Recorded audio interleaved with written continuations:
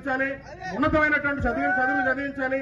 తద్వారా రాజ్యాంగాన్ని ఆయన రాసినందుకు ఆయన బాటలో నడిచి ఈ దేశాన్ని అభివృద్ధి పరిచారంటే కేవలం విద్య ద్వారానే మనం ముందుకెళ్లగలుగుతాం. కాబట్టి ఇవాళ ఇంత చక్కటి కార్యక్రమం ప్రతి సంవత్సరం కూడా బాబాసాహెబ్ అంబేద్కర్ గారు, బాబు జగ్జన్ గారు దళితులకు 2 కళ్ళు లాంటి వాళ్ళు, వాళ్ళిద్దరినీ కూడా మనం స్మరించుకుంటూ దళితుల ఐక్యతను చాటి చెప్పుకుంటూ మన ప్రతి సంవత్సరం కూడా ఆ ప్రత్యక్షమైన దైవాలు మనకు వాళ్ళిద్దరూ వాళ్ళ ఆలోచన విధానంతో వాళ్ళందరం కూడా గ్రామాల్లో ఐక్యంగా ఉంటూ మరి ఎవరు ఏ పెత్తందారి విధానం వచ్చినా కూడా దళితులందరూ ఐక్యంగా ఉన్నారు. ఎక్కడా కూడా విధి విధానాలకి ఇబ్బంది లేదని చెప్పి మనం తెలియజేసిన అవసరం ఉంది.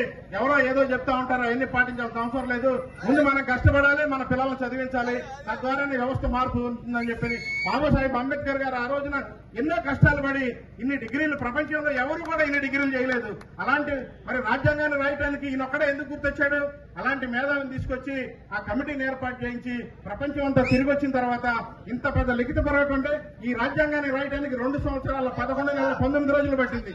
అంటే ఇంత రాజ్యాంగాన్ని రాసి జాతికి అంకితం ఇస్తే ఇవాళ ఆయన రాబోయే 1000 సంవత్సరాల ముందుగానే ఆలోచించి, అంటే ఒక మేధావి ఎంత దూరం ఆలోచిస్తాడో ఇవాళ అంత దూరం ఆలోచించి 1000 సంవత్సరాలను దృష్టిలో పెట్టుకుని రాజ్యాంగాన్ని రాయబట్టే ఆ రాజ్యాంగం ద్వారానే ఇవాళ దేశంలో పరిపాలన జరుగుతా ఉందని చెప్పి కొంతమంది మేధావులు రాజ్యాంగాన్ని మారుస్తామని చెప్పి మాట్లాడారు. వాళ్ళ తలరాతలే మారిపోయాయి.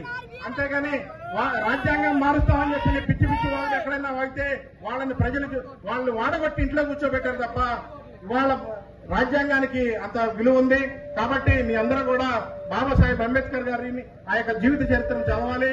మనం భవిష్యత్తు రోజుల్లో కష్టపడి పిల్లల్ని బాగా చదివించాలి. చదువు ద్వారానే వ్యవస్థ మారుతుందనే ఒక విషయాన్ని మీరు గుర్తుపెట్టుకుని ఈ రోజు ఇంత మంచి కార్యక్రమం చేసినటువంటి యూత్ అందరికీ కూడా ప్రత్యేకమైన ధన్యవాదాలు.